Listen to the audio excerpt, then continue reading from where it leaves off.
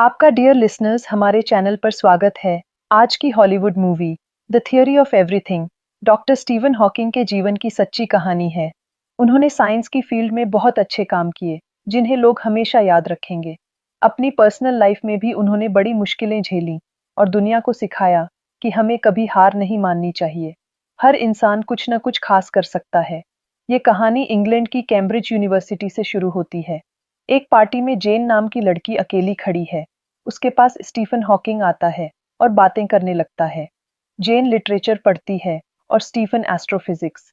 दोनों की सोच अलग है। जेन को भगवान पर विश्वास है, लेकिन स्टीफन को नहीं। जेन पूछती है कि स्पेस के बारे में पढ़ने वाले किस पर भरोसा करते हैं। स्टीफन कहता है, एक ऐसे इक्वेशन पर जो पूरे यूनिवर्स को समझ सके। वो कहता है कि उसे इसी इक्वेशन को खोजना है। दोनों अलग सोच के बावजूद एक दूसरे से प्यार करने लगते हैं। स्टीफन जेन को अपने माता-पिता से मिलवाता है। स्टीफन अच्छा स्टूडेंट है, लेकिन उसने ये तय नहीं किया था कि वो अपनी थीसिस किस विषय पर लिखेगा। उसके प्रोफेसर उसे लंदन ले जाते हैं, जहां ब्लैक होल्स पर एक लेक्चर होता है। इससे स्टीफन को लगता है कि ब्लैक होल्स से ही शायद यूनिवर्स बना होगा। वो इसी पर अपनी थीसिस लिखने का फैसला करता है। एक दिन जब वो ब्लैकबोर्ड पर काम कर रहा था, उसके हाथ कांपने लगे। वो क्लास से बाहर निकला और गिर गया। जब उसकी आंखें खुलीं, तो वो हॉस्पिटल में था। डॉक्टर ने बताया कि उसे मोटर न्यूरॉन डिजीज है। ये एक खतरनाक बीमारी है जिसमें पूरा शरीर काम करना बंद कर देता है। उसे बताया गया कि उसके पास सिर्फ 2 साल बचे हैं। उसका दिमाग ठीक रहेगा, लेकिन एक समय ऐसा आएगा जब वो बोल नहीं पाएगा। स्टीफन बहुत दुखी होता है और अपने आप को कमरे में बंद कर लेता है। जेन उससे मिलने आती है और कहती है कि वो अब भी उससे प्यार करती है और उसके साथ जीना चाहती है। स्टीफन के पिता नहीं चाहते थे कि जेन उसके बेटे से शादी करे, लेकिन जेन ने उन्हें मना लिया और फिर उन दोनों ने शादी कर ली। कुछ समय बाद उनके घर एक बच्चा हुआ, जिसका नाम रॉबर्ट रखा गया। स्टीफन अपनी थ्योरी पर काम करता रहा, जिसे जब उसके प्रोफेसर्स देखते हैं तो बहुत इम्प्रेस हो जाते हैं। उनकी थ्योरी थी कि बिग बैंग के बाद इस यूनिवर्स का निर्माण हुआ और बिग बैंग के बाद यूनिवर्स फैल रहा है, जो हर पल लगातार फैलता जा रहा है। लेकिन एक पल ऐसा आएगा जब ये फैलना बंद हो जाएगा और इसके बाद ये सिकुड़ना शुरू हो जाएगा। वो इस थ्योरी को नाम देते हैं बिग क्रंच, और यही स्टीफन हॉकिंग का पहला काम होता है। उनके प्रोफेसर उनसे पूछते हैं कि इसके बाद तुम क्या करना चाहते हो।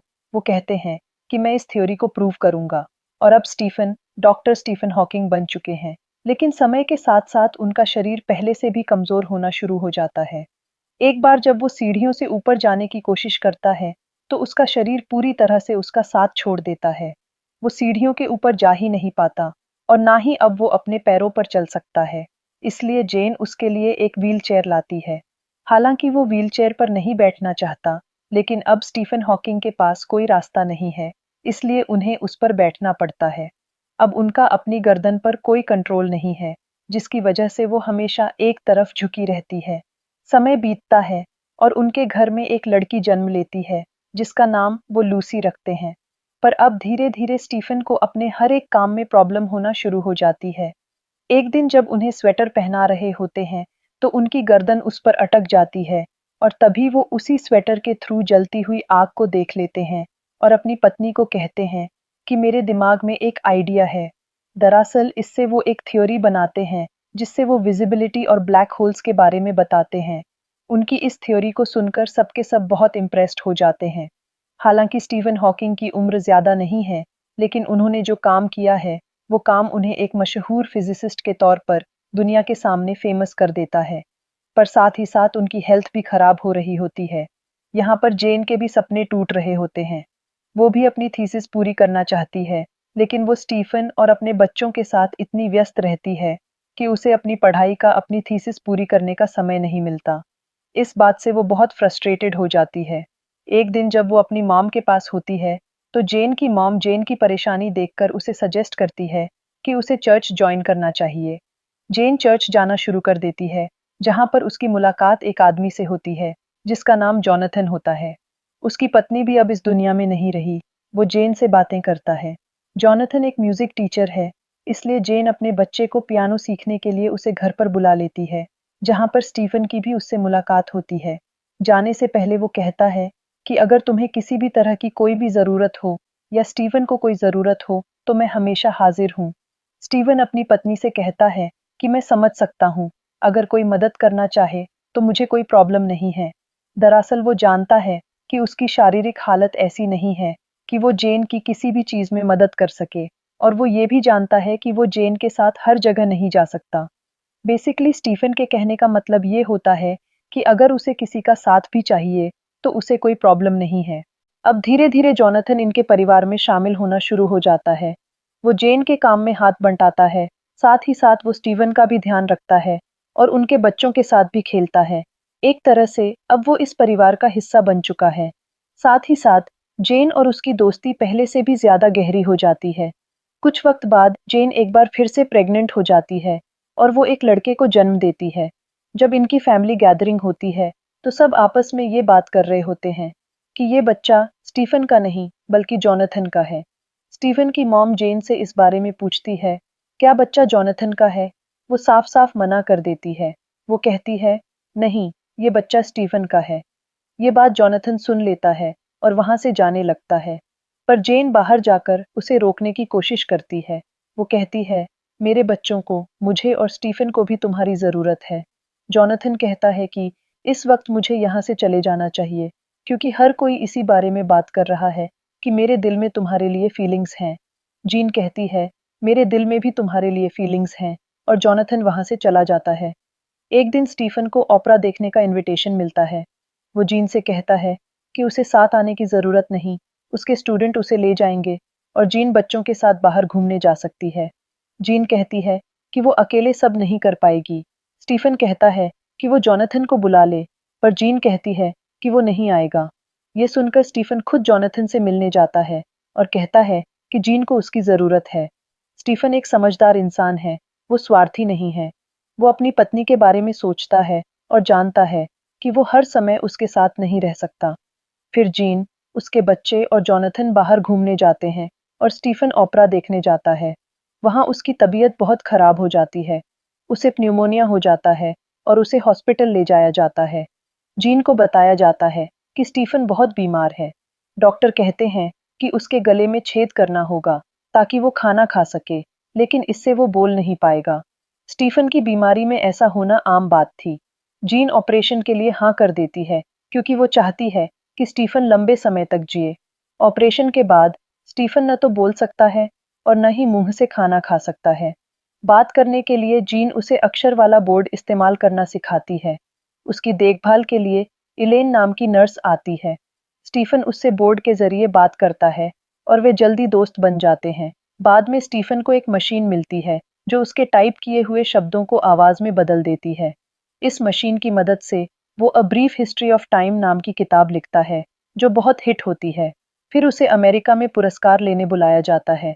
वो जीन को बताता है कि वो इलेन को अपने साथ ले जाना चाहता है। जीन समझ जाती है कि अब उनका रिश्ता सिर्फ नाम का रह गया है। उनका प्यार खत्म हो चुका है। इसमें किसी की गलती नहीं है। ये हालात ऐसे ही हैं। दोनों दुखी हैं, पर समझते हैं कि कुछ चीजें जबरदस्ती नहीं होती। डॉक्टर ने कहा था कि स्टीफन ज्यादा दिन नहीं जिएगा, फिर भी जीन ने उससे शादी की थी। ये उसका प्यार था। पर अब दोनों को पता है कि उनका प्यार खत्म हो गया है, इसलिए वे अलग होने का फैसला करते हैं। जीन जॉनथन के पास जाती है और वो एक दूसरे को किस करते हैं क्योंकि वो एक दूसरे से प्यार करते हैं। वहीं स्टीफन और इलेन अमेरिका जाते हैं। वे भी एक दूसरे से प्यार करते हैं। अमेरिका में स्टीफन का बहुत सम्मान होता है। वो स्टूडेंट से बात करता है और सवालों के जवाब देता है। अंत में वो कहता है कि इंसान के प्रयास की कोई सीमा नहीं होनी चाहिए। हम सब अलग हैं। जिंदगी कितनी भी बुरी हो, हमेशा कुछ ऐसा होता है जो आप कर सकते हैं और जिसमें आप सफल हो सकते हैं। जब तक जिंदगी है, तब तक उम्मीद है। लोग उसकी बात से प्रेरित होते हैं। फिर वो इंग्लैंड वापस आ जाता है। वहां क्वीन एलिजाबेथ III उसे सम्मानित करना चाहती है। वो अपने परिवार को साथ लेकर जाता है। जीन कहती है कि अगर वो चाहे तो सम्मान लेने से मना कर सकता है, क्योंकि सरकार साइंस के लिए कम पैसा देती है। बाद में स्टीफन सम्मान लेने से मना कर देता है। स्टीफन हॉकिंग और जीन, हालांकि अब हस्बैंड वाइफ नहीं है, लेकिन स्टीफन हॉकिंग की जिंदगी में जीन ने जो हेल्प दिया, वो उसे कभी भुला नहीं सकते। इसीलिए वो उसकी रिस्पेक्ट करते हैं और जीन को अपने साथ रॉयल पैलेस भी लाए होते हैं। अंत में वो अपनी पत्नी को कहते हैं कि वो देखो हमने क्या बनाया, और सामने उनके तीनों बच्चे खेल रहे होते हैं। मतलब कि एक दूसरे से अलग होने के बाद भी कहीं ना कहीं ये किसी ना किसी तरीके से एक दूसरे से जुड़े हुए हैं। लास्ट में हमें बताया जाता है कि स्टीफन हॉकिंग और जीन हमेशा एक दूसरे के फ्रेंड बन के रहे। जीन ने जॉनथन से शादी कर ली और शादी के बाद वो दोनों खुशी खुशी रहते हैं। साथ ही जीन अपनी पीएचडी भी पूरी कर लेती है। और यहाँ पर स्टीफन हॉकिंग वो भी अपनी नर्स इलेन से शादी कर लेते हैं। और इसी के साथ ये कहानी यहीं पर खत्म हो जाती है। स्टीफन हॉकिंग चाहते थे कि मॉडर्न फिजिक्स में एक ऐसी थ्योरी बने जो हर एक सवाल का जवाब दे सके, लेकिन फिलहाल ऐसी कोई भी थ्योरी नहीं है। मॉडर्न फिजिक्स में दो थ्योरीज काम करती हैं, एक आइंस्टाइन की जनरल रिलेटिविटी और दूसरी क्वांटम फील्ड थ्योरी, जो दोनों एक दूसरे के विपरीत काम करती हैं। स्टीफन ने इन थ्योरीज के जरिए हमें एक आइडिया दिया जिसका नाम है हॉकिंग रेडिएशन।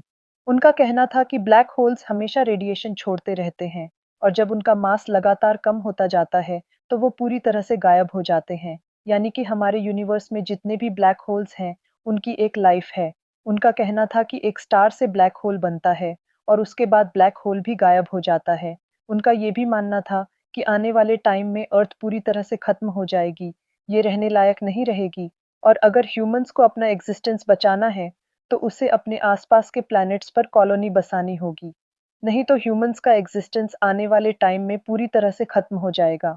उन्होंने ये भी कहा था कि हमें एलियंस से कांटेक्ट करने की कोशिश नहीं करनी चाहिए, क्योंकि कई एलियंस अगर इतने एडवांस्ड हुए कि हजारों साल का सफर तय करके हमारी अर्थ तक पहुंच सकते हैं, तो हो सकता है कि वो हमें स्लेव बना लें, या अर्थ पर जितने भी रिसोर्सेज हैं वो उन्हें अपनी ज़रूरतों के हिसाब से पूरी तरह से यूज़ कर लें।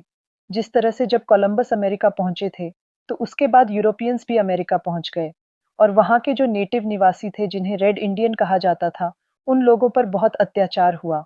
उनके रिसोर्सेस उनसे छीन लिए गए। तो हो सकता है कि अगर हमसे पावरफुल कोई इस यूनिवर्स में है तो वो भी हमारे साथ ऐसे ही करें।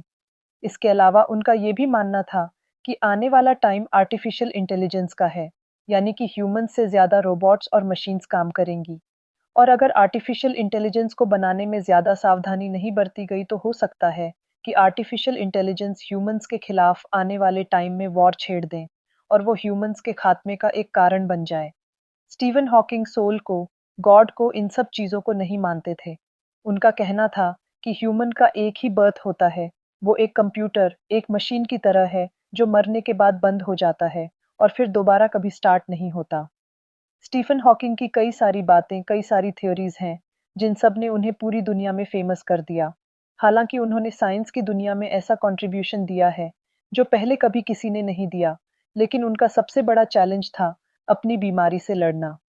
जहां पर ह्यूमन अपनी छोटी सी बीमारी से पूरी तरह से हार जाता है, हॉकिंग के साथ इतनी बड़ी प्रॉब्लम थी, लेकिन फिर भी वो उस प्रॉब्लम से हारे नहीं, बल्कि उस प्रॉब्लम के बाद वो अपनी पढ़ाई में ज्यादा फोकस कर पाए, और जो काम वो शायद बिल्कुल ठीक होकर ना कर पाते, उन्होंने वो सभी काम किए और दुनिया के लिए एक एग्जाम्पल बन गए।